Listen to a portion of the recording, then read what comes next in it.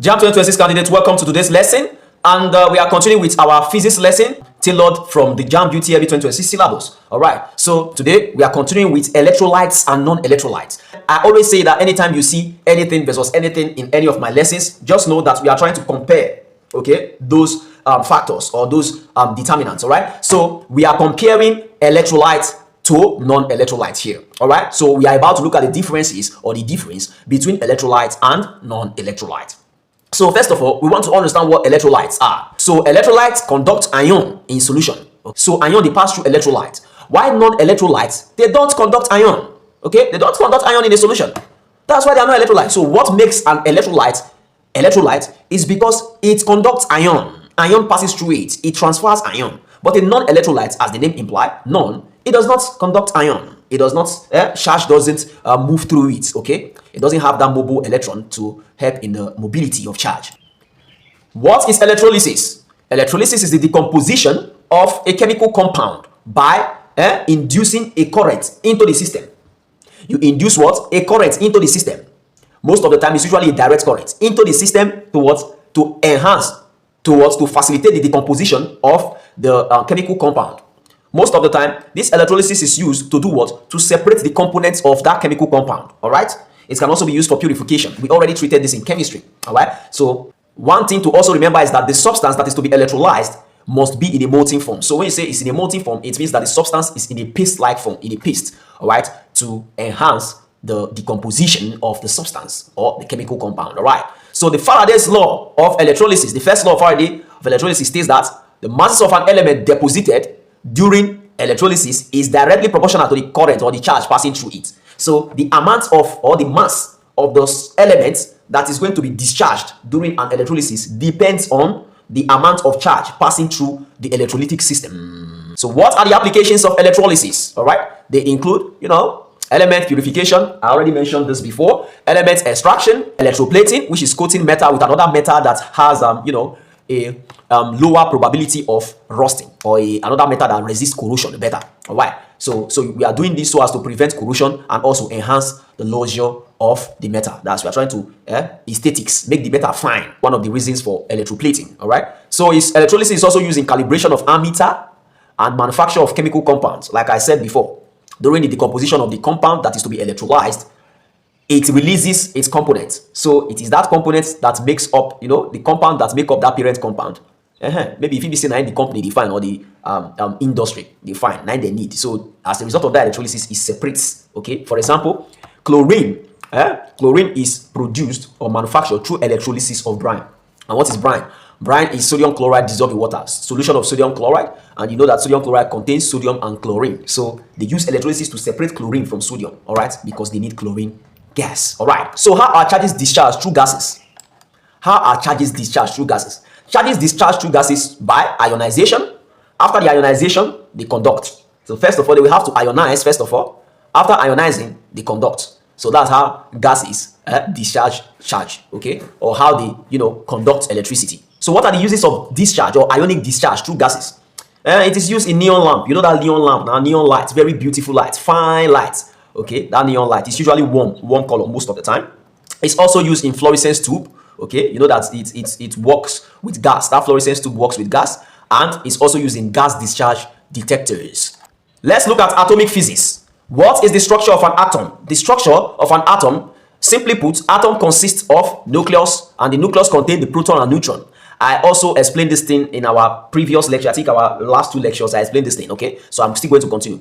Since the nucleus contains protons and neutrons, it makes the nucleus positively charged. And the electrons are found outside the what? The nucleus, okay? They are found around or beating around the what? The nucleus at quantized energy levels, okay? Quantized, different level, okay, of energy, all right? So the atom consists of nucleus, and this nucleus consists of proton and neutrons, all right?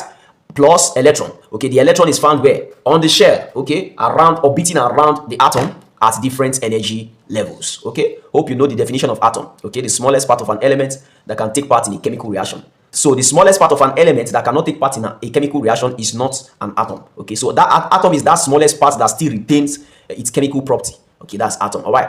So in the energy level and spectra, quantized energy level, that's different levels of energy, line spectral orbits. So the energy level and spectra is that orbit. That orbit around the atom, okay? The energy levels, various energy levels and spectra, okay? And you have electrons on it around, okay? They occupy different levels, okay? Around that orbit, okay? You can call it a spectral line or orbit. Around there, you have electrons in different level. And there was this theorist who proposed this, okay? At quantized energy level, electrons occupy different orbits on the atom at quantized energy level. Who proposed that? Bohr, okay? Bohr is his name. Thermionic versus photoelectric emission. Both of them are emission of what? Charges. But we have to understand the difference between both, okay? So thermionic, as the names imply, okay? Thermi, heat, okay? Thermi is an ionic discharge or an ionic emission brought about by what? Heat. So heat leads to the release of electron, okay? That's for thermionic. Why photoelectric emission is when light induces or when light brings about the emission or the release of electron. All right. So thermionic is when what? When heat brings about the release of electron or ions. Why photoelectric is when light brings about the release or the emission, discharge of ions or electron. All right. What is stop potential?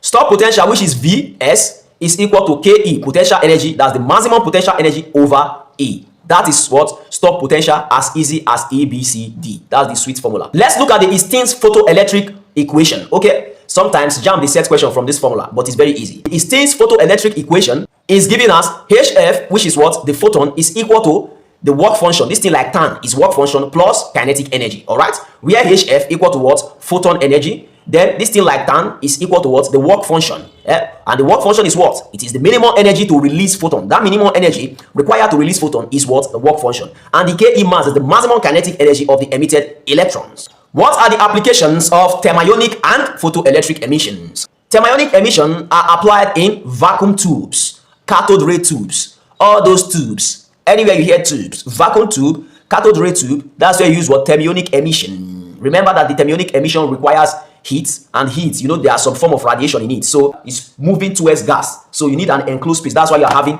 tube here. You need a vacuum. That's why you're having vacuum tube, cathode ray tube. Okay, remember the cathode ray tube, positively charged tube on the inside. All right, so the vacuum tube and the cathode ray tube works under the principle of thermionic emission. All right, why the photoelectric emission is applied in solar cells, photoelectric sensor. Very easy. So anything involving lights are where you apply the photoelectric emission. Why anything involving vacuum or heat is where you apply the thermionic emission. So this emission we are talking about, what is being emitted? Okay, it's electrons. Okay, emit what? Electrons. Now let's look at S-rays. How is S-ray formed? S-ray is produced by high energy electrons collision. So S-ray is produced by high energy electron collision used in imaging and therapy. When you say it's used in imaging, it means that it is used to visualize something that cannot be seen with the eye. Okay, so it's not that that thing cannot be seen with the eye, but what it means is that for you to see that thing with your eye, you will have to dig deep into that thing. You have to explore that thing, open that thing, tear that thing open. For example, the human body, my heart and my lungs, for example, you can't see my heart and my lungs except you open me up and visualize my heart and my lungs. But you can use the X-ray to visualize them internally, all right, without having to tear or open up, all right. And it's also used in therapy. What is therapy? Therapy is help. Okay, that's the meaning of therapy. Help. It could be that it's helping to treat a particular ailment like cancer. It could be that it's helping or assisting in the treatment of a particular ailment. There are other kind of ailments that can also be treated with radiotherapy. So that's the use of X-ray. So the much more simpler definition of X-ray or how X-ray is formed is the bombardment of metal with a fast moving electron. You see, it's high energy, produced by high energy electron collision. So when this high energy electron bombards or collides with a metal and it bounces back, X-ray is formed. As easy as that. Easy peasy. All right. What are isotopes? Isotopes are the same elements but different neutrons. The same elements but what? Different what? Neutrons. So it is a phenomenon whereby elements have the same atomic number but different mass number. The same atomic number, for example, chlorine. Chlorine has about 2 isotopes, all right? One with what? 35, and the other with what? What's the second isotope of chlorine? Is it 35.5 or 37? What's the second isotope? Drop it in the comment section, all right? So chlorine is one of them, okay? Having 2 isotopes, okay? And you also have carbon-12, okay? Having other, isotope. So you have different elements that have isotopes. Yes. So please know the difference between isotope and allotrope, all right? Know the difference between isotopes and allotropes. Okay, they are 2 different concepts. Okay, isotope is the same element, the same atomic number, but different mass number. Okay, that's the same element having different mass number. Where elements exist in more than one form, and what differentiates the two forms? Okay, one has a different mass number, but the atomic number remains the same. All right, the atomic number, the both atomic numbers remain the same. All right, so that's isotope. Okay, the phenomenon is called isotopy, but the elements, the particular element, each of the elements that share the same atomic number but different mass number, each one inside is called isotope. And you should know now that neutron number is mass number. All right, so neutron number is what? Mass number. Neutron number is mass number. Hope you know how to get mass number. You know what to plus to get mass number. Aha, because JAMB recommended this. Okay, alpha, beta, gamma. Alpha, beta, gamma. This alpha, beta, and gamma particle differs in mass, charge, and penetration. Okay, I am going to explain to you quickly, but we already treated this in chemistry. So if you are taking my chemistry lecture, all these things you're supposed to understand that alpha particles are positively charged. They have the lowest penetrating power among the three of them. And alpha particle is a helium molecule. Okay, a helium molecule is an alpha particle. All right, an alpha particle can be stopped with what? Paper. Okay, you can block it with paper, you bombard it with paper, and you stop it. All right, but beta particle has a higher penetrating power than alpha particle. And beta, a fast-moving electron. Okay, fast-moving electron, they can't be stopped by paper. Okay, but they can be stopped by what? By glass or wood. All right, so the beta particle are negatively charged. All right. Okay, unlike the alpha that is positively charged. But look at gamma. Gamma is the highest with the highest penetrating power. All right, you are going to need lead to block or stop it or absorb gamma particles. All right, it has the highest penetrating power, the highest what? Penetrating power, and is the heaviest amongst all of them. Let's look at radioactivity. Alpha, beta, and gamma emission from what? Nuclear reaction. It's easy. Okay, radioactivity is the emission of radioactive particle by a radioactive element. Okay, it is the spontaneous emission. Okay, let's call it the spontaneous emission. That's an emission that is not enhanced. Okay, is the spontaneous emission of radioactive particles by a radioactive element. All right, so what are the radioactive particles emitted? You have alpha, you have beta, you have gamma. Okay, emissions from a nuclear reaction. Okay, and you know what a nuclear reaction is. Okay, a nuclear reaction is a reaction whereby the nucleus is affected. The nucleus take part in the chemical reaction. Unlike the other reactions that is non-nuclear reaction, other reactions that are non-nuclear reactions such as redox reaction and all of that reactions, okay, where the nucleus is not involved. Both nucleus of both constituents of the reaction are not involved in those other kind of reactions. Only they are, they are electrons. Okay, they share electron, they donate electron, one receive, one donate, one share. But in radioactivity, it's not like that. In radioactivity, the nucleus is affected. The nucleus takes part in the reaction. That's why it's called nuclear reaction. All right. So stable versus unstable nuclei. Remember, nuclei is the singular of nucleus. So when you are talking about more than one nuclei, you use nucleus. When you are talking about one, you use nuclei. All right. So a stable nucleus has a balanced neutron to proton ratio. It has a what? A balanced neutron to proton ratio. So if the neutron is 10, for example, the proton should also be 10. If the proton is 20, neutron should also be what? 20. That nucleus is what? Stable. It can't, join with another nucleus. Okay, it can't react with another nucleus. Okay, it can't merge with another nucleus. Okay, because the ratio of the neutron and proton is the same. All right. So an unstable nucleus is the opposite, an unbalanced neutron proton ratio. Okay, so when the neutron proton ratio is unbalanced, there is a need for nuclear reaction. Immediately such a substance or such an element, radioactive element, comes in contact, or such nucleus comes in contact with any nucleus that it can easily pair with. It pairs with it immediately, and radioactive particles are emitted. All right, as easy as that. So stable nucleus has a balanced neutron proton ratio, while unstable nucleus has an unbalanced neutron proton ratio. That's why an unstable nucleus easily engages in nuclear reaction. Wave particle duality. What is wave particle duality? Two ways of wave particle. Wave particle duality means that matter shows both wave and particle properties. So wave can behave like particles, and particles can behave like waves too. All right. So a matter, for example, me as a matter, I can behave like both wave and particles. So that's the wave particle duality. Okay, matter shows both wave and particle property. Okay, so particle can behave like wave can behave like particle. So the mass defect and the binding energy is explained through the Einstein formula. All right, it's explained through the Einstein formula. All right, so the mass defect and binding energy, they ask you to calculate mass defect or calculate binding energy. Is this Einstein formula that you are going to use? All right, where E is equal to change in m, okay, c squared. Okay, c is what? The speed of light in a vacuum. Okay, the square of c. Why m is what? M is the mass. All right, what is the Heisenberg uncertainty principle? The Heisenberg uncertainty principle states that the position and the momentum of a particle cannot both be precisely known at the same time. The position and momentum of a particle cannot both be what precisely known at any time. So you can't know the precise location and momentum of a particle at the same time. You can't do it simultaneously. So it is either you know the position and you don't know the momentum of the particle at the time, or you know the momentum and you don't know the position at that particular time, or you don't know any. But you can't know what Heisenberg uncertainty principle states is that you can't know the position and momentum, two of them at the same time of a particle. You can't know it. You can't know it about a particle at the same time. No, you can know one and not know the other at a specific time simultaneously. All right, and the relation is given as change in S times change in P, which is greater or equal to H over 4 pi. Okay, so this Heisenberg uncertainty principle. So if you see this kind of thing in exam hall, your JAMB UTME hall, and you are asked which of the following expressions show the Heisenberg uncertainty principle, you should be able to, spot the answer. Okay, where the S, change in S is position, and this change in something like P is momentum, greater or equal to the height over 4 pi square. All right, you can see it. Change in S here is the change in uncertainty position, and change in P is equal to uncertainty in momentum. What does uncertainty mean? They are not sure. You are uncertain. You are not sure. You are not sure of the momentum. You are not sure of the position at the same time, simultaneously. Where H is equal to what? Planck's constant. And what is Planck constant? Planck constant is given as what? Drop Planck constant in the comment section. But it is not a must to be cramming constant, or to be trying to put, attempting to put constant in your head. Most of the time, if they give you something to solve, you are given a calculation question in physics. If constant is required, they normally put the constant there. Take Planck constant equal to this times 10 raised to power 64 or times 10 raised to power 34. All right, so just forget about Planck constant matter or constant matter.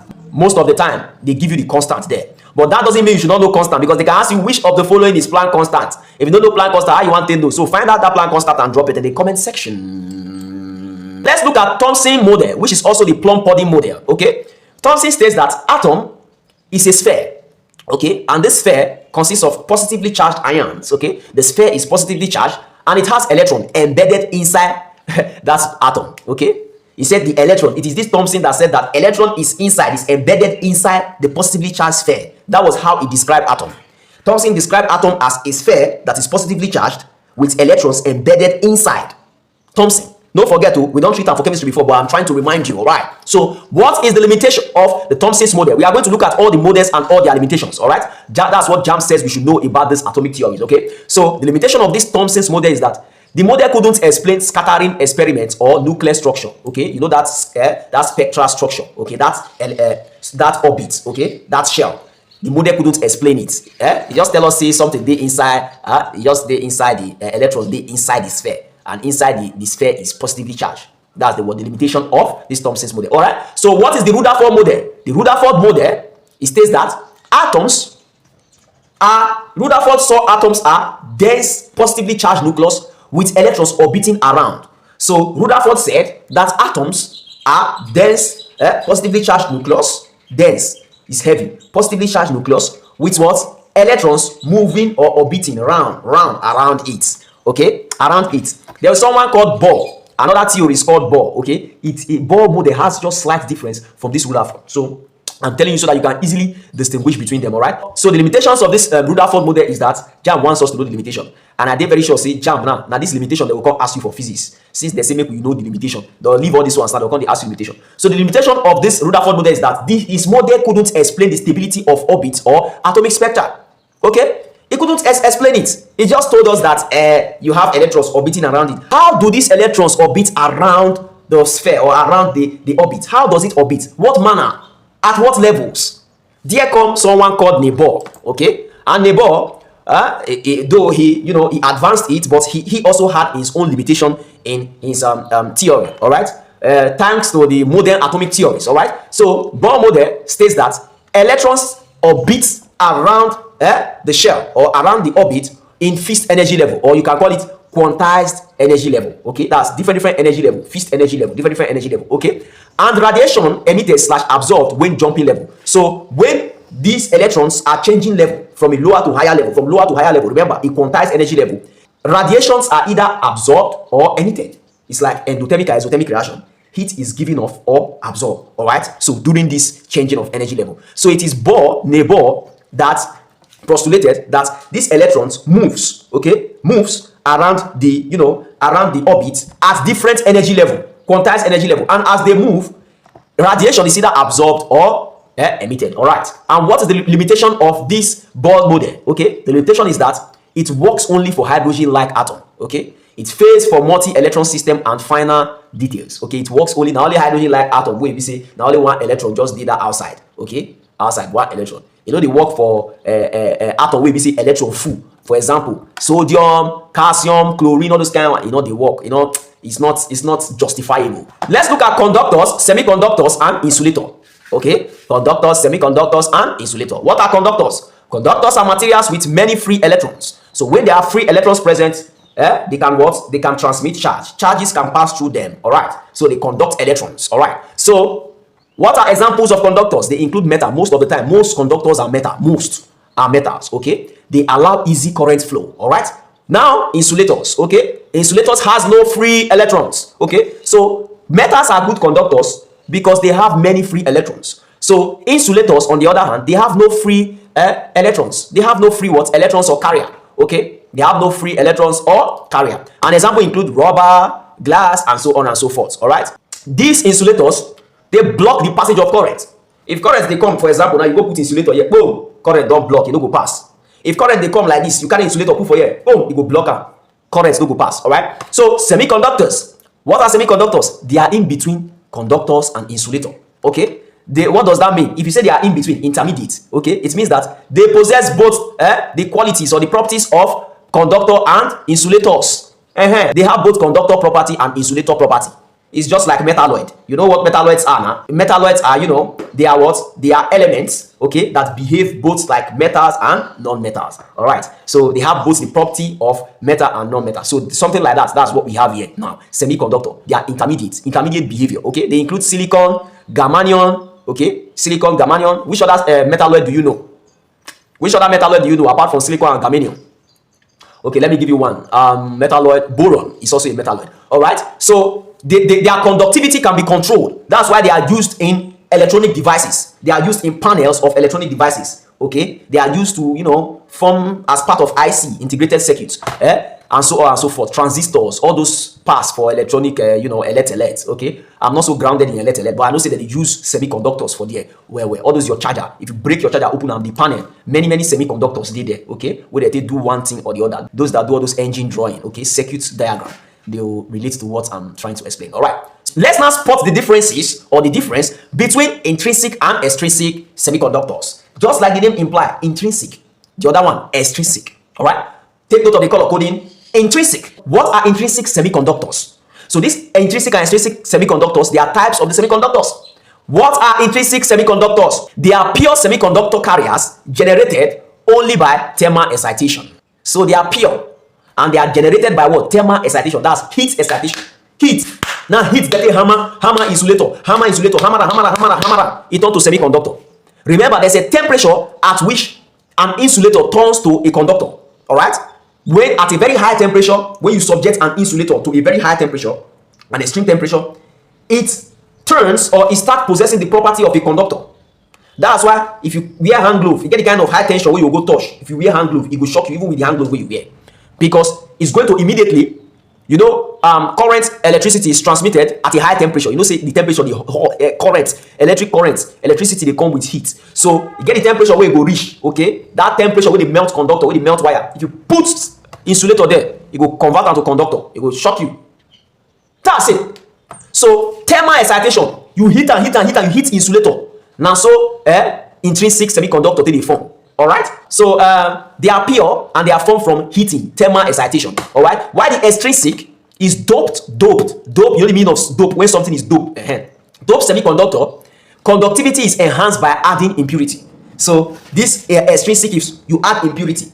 Extrinsic, you add something from the external inside. You introduce something from the external, something foreign into the conductor. Extrinsic. Okay. Why the intrinsic? Just thermal excitation, heating it in the system. All right, and it start possessing the characteristic or the property of conductor. So these extrinsic semiconductors are further divided into two types. It has two types. The first type is the N type, and the second type is the P type. The first type, which is the N type, has extra electrons. Okay, donor impurity. It has what? Extra electrons, donor what? Impurity. While the P type has extra holes, acceptor impurity. All right. So extra electron, now they donate electron dey for am to donate the n type extra electron. Na im dey donate wetin? Impurity. It donates impurity. While the p type, it has hole to receive the impurity. It accepts the impurity that has been donated by the n type. As easy as that, easy peasy. So take note of this type, so make them use and fuck you up. Just use this n as a guide. Okay, just know that the n, okay, has extra electron. The n type has extra electron, and is the donor, because it has extra. Then the p, now they accept, it get hole. Wait till they accept, wait till they receive. All right. And waiting that they donate. Make I ask you a question. Waiting that they donate. Waiting that they donate. What are they donating? Look at it and tell me what they are donating. Drop it in the comments. Now we are looking at the difference between electron versus hole carrier.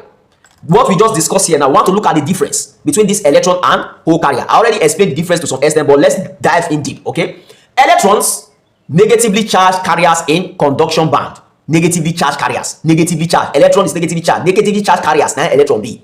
So in essence, the n type are negatively charged, all right?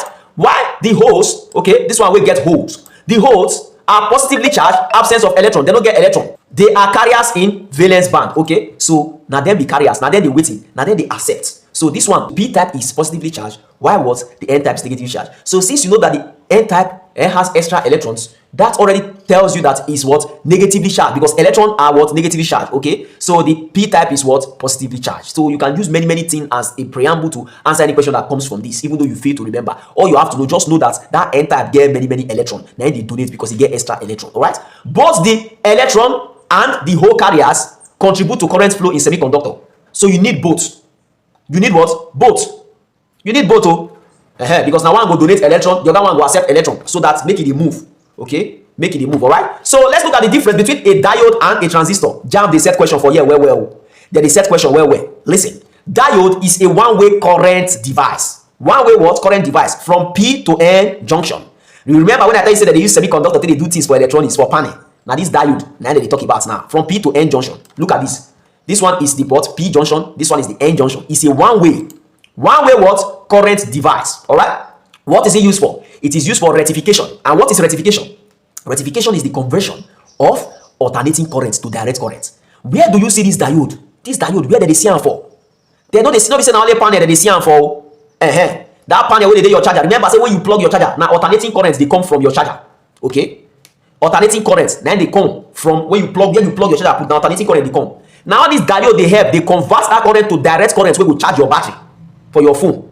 We will go charge your battery for you, for your phone. Because alternating currents don't fit charge your phone battery. So it's the function of this diode to convert it. Okay? Convert it through what? Rectification. The conversion of this alternating current to direct current is called rectification. And what they do? Diode. The diode is a one-way current device. From P to N. That's from the what? From the what? Hole to the what? Electron. Remember now this hole, then be P. N now waiting. Electron. Now let's look at transistor. So when we don't explain transistor now, you will understand the difference between a diode and transistor. All right? Transistor is three-terminal device. Diode now waiting one way from point P to point N, or from the N carrier to the P carrier, or from the P carrier to N carrier. All right? But transistor now three-terminal device. It get three-terminal. It is either BJT or FET. All these are the terminal. B na one terminal, J na one terminal, T na one terminal, F na one terminal, E na one terminal, T na one terminal. It has three terminal. Okay? And what is it used for? It is used for amplification. Amplification and what? Switching. What is amplification? Amplification is increasing the flow or the rate of a current that is passing through that area. That's amplification. You are amplifying. You are intensifying. You are modifying the current. You are modifying whatever is passing through there. So transistor is used for amplification. Most of the time, where they use them for signal, where they receive signal, such as radio station, mic, where you get amplifier. You don't hear of amplifier before now. Amplification of sound, amplification of signal from radio, from network, and all of that. You still use it in switching. All right. You still use transistor in what? In switching. So transistor is used for amplification. Diode is used for rectification. Fiber optic. Fiber optic. What is the concept of fiber optic? Fiber optic explains the transmission of light ray through thin glass / plastic fiber. The transmission of light ray through thick glass and plastic fiber. That's optic fiber. Through a thin glass, just like wire like this. Okay, through this wire, light ray is transmitted through this thin glass and plastic fiber. The wire body na fiber, but inside, na thin glass they inside, where they flexible. Okay, and this thin glass gets many things like mirror inside, where they help the reflect things, because the principle at which this optic fiber works in is the principle of total internal reflection. So all the reflection will occur inside is what combined and is what bounced off into somewhere or bounced off to somewhere. That's where you now see the reflection or what you are trying to visualize. Total internal reflection. All right. Total internal reflection keeps light trapped inside the fiber. Because of that reflection, different reflection. What did they use for that kind of thing in a mirror? All right. Different reflection. It's what? It keeps the light trapped inside the fiber. And all the light is sent through one portion. Okay. And when you look at that portion, you are going to see what that optic fiber is visualizing, or what that flexible tube, that flexible plastic and glass is visualizing. So what is used in optic fiber? Prism, glass prisms. You know what a glass prism is now? Some of its parts resembles a parallelogram. It mimics a parallelogram. Okay, get the way prism did it like this, like this, like this. Just search prism on Google. Okay, it's three-dimensional glass prism. It's three-dimensional glass resembling a parallelogram at the base. All right. So that's a glass prism. Search it up and look at what a prism is. Okay. So what are the applications of optic fiber or fiber optic? I don't know why I like calling it optic fiber, but it's fiber optic, not optic fiber. It's fiber optic. All right. So the application is LAN, in LAN communication for fast data transfer. What is LAN? LAN means large area network. All right. Large area network. For large area network, all right, you use optic fiber. For what? For faster data. It's also used in medicine for endoscopy. What is endoscopy? When you put that flexible optic fiber tube inside a person's nose or mouth to visualize internal organs, okay, such as the gastrointestinal organs. You want to visualize the alimentary canal so that you'll be seeing everything live for your screen, okay, with the help of an optic fiber or a fiber optic, all right, the help of a fiber optic. Don't go and be like me that is calling it optic fiber. The thing don't too master me. And they call it optic fiber. It's fiber optic actually, all right. So it is also used in laser beam, all right, laser beam delivery, precision cutting in surgery. So you also use it in surgery for visualization. You also use it to form laser beam delivery for cutting. You know that diatemy machine now? That one they use in cutting. Okay, so it's also applied. So just know that the fiber optic is applied in LAN, which is what large area network, medicine for visualization of internal organ, and laser beam for cutting, and is used during surgery. All right. What are lasers? Lasers are light amplification by stimulated emission of radiation. Light amplification, you intensify the intensity of light by what? Stimulated emission of radiation. So laser is all about stimulating the what? The intensification of light. The intensification of what? Light ray. All right. And you do that through a stimulated emission of radiation. A stimulated what? Emission of radiation. You heard the one we just discussed. The one we discussed, you remember about fiber optic, where we use it to form laser beam. Do you know what a beam is? Hope you know the meaning of beam. Okay. Okay, let's start with ray. Ray is a part taken by light. A part taken by light is ray. It's just like magnetic flux. Okay, that part taken by a magnetic field is called magnetic flux. Okay, so that part taken by light is called light ray. Okay, that place where the light pass, the way it pass, now the light ray. Okay, if you point touch for here now, that's the way you see, now the light ray. But what is beam? Beam is the what? The integration of more than one light rays. When you bring many light rays together, now the beam. All right. So this laser, when it's formed, it produces coherent, monochromatic, and intense beams. I already explained what beam is to you. It produces what? Coherent, monochromatic, and intense beam. Okay. When you say monochromatic, we already treated colors now.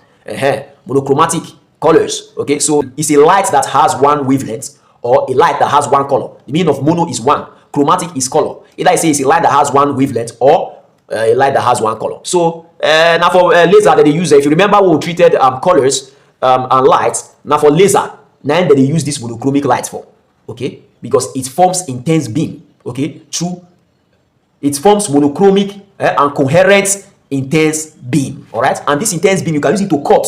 I can put laser through your skin, I will cut your skin like.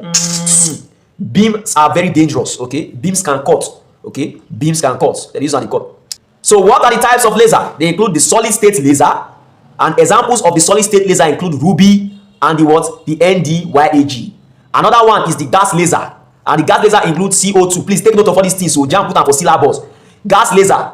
Remember solid state laser. The first one, ruby, and so on and so forth. The second one, gas laser, which includes CO2 and the helium neon. Okay, helium neon, they are together, two gas to form laser. Okay, the third one is the liquid laser. Okay, liquid laser such as the dye laser. The third one is the semiconductor laser. That's the laser diodes. Okay, the laser diodes. All right. What are the application of lasers? Lasers are applied in research such as in spectroscopy, interferometry, precision measurements, and so on. So it's applied in research spectroscopy, especially this spectroscopy, all right? So it's also applied in communication, fiber optic, data transfer, secure channels, all right? Communication, that's the network we spoke about not quite long ago. It's also applied in medicine, where you use it to cut, use it to visualize, all right? Like the LASI, cancer therapy, surgical cutting, dermatology, where you use laser to burn down, you use laser to burn down the, sometimes they use it for stretch mark, they use it to remove tattoo, they use laser to do many things for medicine. It's also applied in military, okay? Range finding, that's finding of range, to know where, if I stand and I shoot something, it will touch them. I will know, say, from this range, if I from here shoot now, it will reach that place. And so I will know how to confirm targets as a military personnel, all right? It's also applied in holography, all right? What is holography? 3D imaging, data storage, and security mask, etc. What are the dangers associated with using lasers? They include eye damage. If they destroy retinal bone, okay, skin bone. If you don't use laser well, you don't focus laser well, or you don't control the you don't regulate and well, okay, the dose, okay, the dose of the laser that is to be used, okay, or the power, the strength that is to be used for a particular, medical therapy. If you don't regulate it well, if you don't preset it properly or appropriately, you are going to get a skin burn, all right? So fire hazard can also occur. Say now waiting involve many beam, many light. Toxic film from the material cut, okay? The material where they use laser lights, laser lights they cut, it they release gas. Those gas can be toxic, all right? So electrical risk from equipment. So if it lead to fire, if it lead to electric shock, the equipment where they do the laser, if it lead to electric shock. When we were looking at the types of laser, where we say solid state laser, like this will be. Now electric, you take the power arm, okay? Remember, it's a what? Stimulated emission of radiation. It's stimulated. So they are stimulated by electricity, okay? They are what? Stimulated by electricity. So laser is a modified beam. It's a modified what? Beam. Or it's a modified light. A modified light to form intense beam, very strong beam. So like this gas, you need something to work to stimulate it. Liquid lasers, you still need something to stimulate it. So as semiconductor, you need something to stimulate it. Now that we have understood semiconductors, electrolytes, non-electrolyte lasers, diodes, transistors, and so on and so forth, let's now test the knowledge we've acquired so far to measure how ready we are for JAMB UTME 2026. JAMB was repeat questions. Question 115. Which of the following is an electrolyte? A. Sodium chloride. B. Sugar solution. C. Alcohol. D. Distilled water. What's the answer? Drop the answer in the comment section, my scholar. Question 216. During the electrolysis of copper 2 tetrasulfate 6 with copper electrodes, what occurs at the cathode? A. Hydrogen is released. B. Copper is deposited. C. Oxygen is released. D. Copper is dissolved. What's the answer? Drop the answer in the comment section. Question 217. According to Faraday's first law, the mass of substance deposited is proportional to what? A. Is it the volts applied? B. Is it the current only? C. Is it the turn only? D. Is it the charge passed? What's the answer? Drop the answer in the comment section, my scholars. Question 218. In a discharge tube at low pressure, which gas glows first? A. Helium gas. B. Neon gas. C. Hydrogen gas. D. What's the answer? Drop the answer in the comment section, my scholars. Question 219. One application of conduction of electricity through gases is what? A. Neon sign. B. X-ray production. C. Fiber optic. D. LASIK surgery. What's the answer? Drop the answer in the comment section, my scholars. Question 220. Which atomic model explained hydrogen spectra but failed to explain multi-electron atom? A. Thomson's model. B. Rutherford's model. C. Bohr's model. D. Quantum mechanics model. What's the answer? Is it quantum mechanics? Is it Bohr's model? Is it Rutherford's model? Is it Thomson's model? What's the answer? Drop the answer in the comment section, my scholars. Question 221. In the photoelectric effect, electrons are emitted only when light intensity is high. B. Cathode is heated. C. Frequency exceeds threshold. D. Voltage is large. What's the answer? Drop the answer in the comment section if you sabian. You know Bukabi. Question 222. Using Einstein equation, which is photon electron is equal to blah blah blah blah blah half mv square. What does this thing where they here, what does it represent? This thing that is like tan, what does it represent? A. Work function. B. Stopping potential. C. Threshold frequency. D. Photon energy. What's the answer? Question 223. Which radiation has the highest penetrating power? A. Alpha. B. Beta. C. Gamma. D. S. What's the answer? Drop the answer in the comment section. Question 224. Doping pure silicon with phosphorus produces what? A. P-type semiconductor. B. N-type semiconductor. C. Insulator. D. Intrinsic conductor. What's the answer? Drop the answer in the comment section. With this, we have come to the end of physics for JAMB UTME 2026 preparation. Congratulations, guys. Congratulations, guys. Guys, if you need these notes, if you need this concise short lesson notes, do well to send me a DM. Go to my bio. You are going to see my phone number there. Add up and send me a DM. It contains questions, likely questions that are there to test you as soon as you complete any topic, to boost your confidence so that you know, say, yes, I understood this topic. If you still fail to answer the questions, you can still go back and look for the answer in the what? The notes. And as you are trying to find the answer in the notes, you are learning more and better. Allow me force you to pass this JAMB 2026. I can do that. No matter when you start preparing, Even if you are a late, even if you are a last minute preparation candidate, come to me. I have been helping last minute preparation candidates. Not be today we start with one. I helped someone prepare for JAMB UTME in just 72 hours, and that person scored 250. If you want, I can give you that person's number. You call that person and confirm. If you want to see the results, you can still see the results. So I'm here for no jokes. If you think I'm a joke, search my name on Google. Nkwado Augustine. Look at my achievements. All my track records are there on Google. So don't joke with what you are seeing on the screen. So send a DM to get your copies. Get all the tools you need. The sharp plan for last minute preparation is also available. Send a DM to get all files. Very, very affordable. I don't like stressing students. You can see how short my notes are. Testing you with the question that you are going to expect in your JAMB UTME immediately you complete each topic. We are here to bulldoze JAMB 2026. We ain't here for jokes. No place. JAMB 2026 candidate. Peace out.